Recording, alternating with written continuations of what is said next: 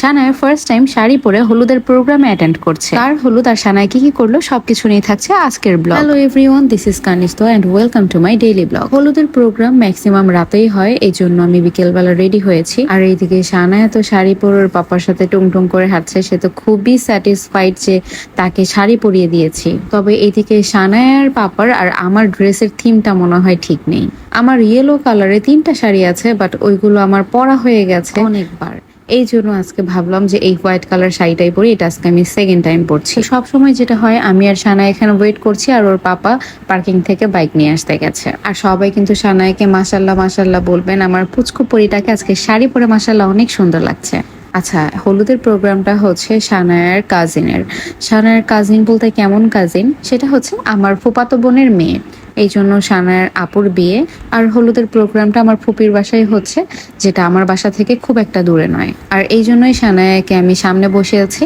খুব হলে 5 থেকে 7 মিনিট লাগবে। আর লং রাস্তা হলে আমি কখনোই সানায়াকে সামনে বসাই না। তবে ফুপির বাসায় যাওয়ার আগে আরেকটা কাজ আছে। আমরা এখন যাচ্ছি নয়ারহাটের দিকে।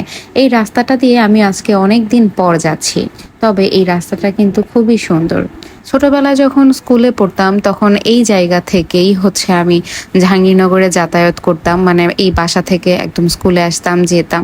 কিন্তু এখন অনেক বছর হয়ে গেছে যে এই রাস্তাটাতে খুব একটা আসাই হয় না। তো আমরা যাচ্ছিলাম নয়ারহাট বাজারে, সেখান থেকে মিষ্টি কিনতে। তো সেটা কেনা হয়ে গেছে। আর এইদিকে সানায়াকে দেখেন, ও পাপার সামনে বসে আছে। আর সানায়া কি বলবো, মানে ও সবসময় চায় যে ওর পাপা যেটা করবে সেটাই করতে, একদম কপি ক্যাট হয়েছে। সানায়ার পাপা যেভাবে ধরেছে ওইভাবে ধরে হর্ন দেয়। মানে সানায়া যখন সানার পাপার সাথে যায়, হর্ন সবসময় ওই দেয়, যখন দিতে বলে তখনই ও হর্ন দিয়ে দেয়।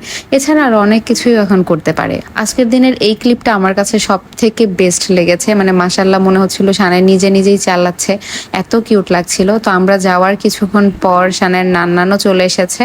আর এটা কিন্তু মানে ওইভাবে বিয়ে হচ্ছে না, মানে খুব বড় করে প্রোগ্রাম হচ্ছে না, জাস্ট ঘরোয়া ভাবে হচ্ছে। কারণ যারা যারা আত্মীয় স্বজন আছে শুধুমাত্র তারাই আসবে, জাস্ট কাবিন টাইপের আর কি। তো আমরা সবাই বাসায় ছিলাম। তো সানায় আবার সানায়ের নান্নানের জন্য অন্য পাঞ্জাবি নিয়ে এসেছে, সানায়ের ড্রেসের সাথে ম্যাচ করা। ওর নান্না একটু পরে আবার সেটা চেঞ্জ করবে। আর এইদিকে সবাই কাজকর্ম নিয়ে ব্যস্ত, সানায়ের পাপাও বসে আছে। আর এদিকে টুকটাক এইদিকে মুভমেন্ট করতে করতে আমার হেয়ার স্টাইলের তো 12টা বেজে গেছে। যদিও আমি ইচ্ছে করে আজকে খোপা করেছি খুব সিম্পল ভাবেই। আর সানায়া হচ্ছে আমার দাদার কোলে উঠে বসে আছে। আগে ও এত ইন্ট্রোভার্ট ছিল, কিন্তু এখন রিসেন্টলি ও এত বেশি পছন্দ করে, লোকজন খুব বেশি পছন্দ করে। আর আমার দাদাকেও খুব পছন্দ করে। ও বড় আব্বু বলতে পারে না, বড় আম্মু বলে। আর সানায়া তো আজকে খুবই খুশি, সবার সাথে সাথে চুরি পড়েছে। আর সব যেহেতু নিজেদেরই লোকজন, এই জন্য আর কি সবাই নিজের হাতে হাতেই কাজ করছে।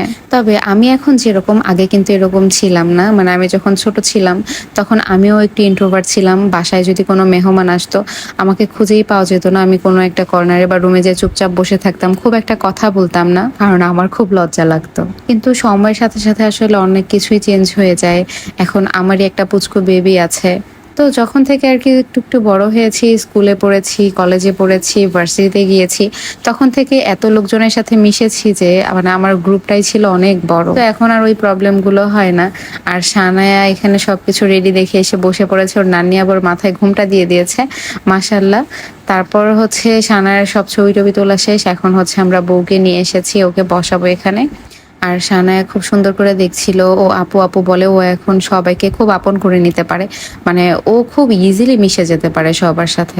ইভেন ও বাসায় চলে আসার পরও বলছিল, ওই যে বউ আছে না আপুটা, ওদের বাসায় যাব। মানে ও তো এরকম ভেঙে ভেঙে কথা বলে, এটা বলছিল। আর এখানে আরো যত পিচ্চি বাচ্চা এসেছে সবার সাথেই সানায়ার ফ্রেন্ডশিপ হয়ে গেছে।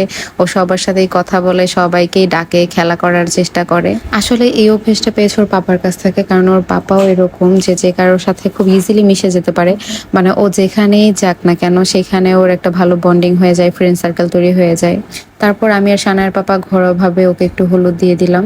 আর যতই ছোট করে হোক না কেন, তারপরও অনেক আত্মীয় স্বজন সব আসতেছে, সবকিছু মিলে একটু লেটই হয়ে যায়।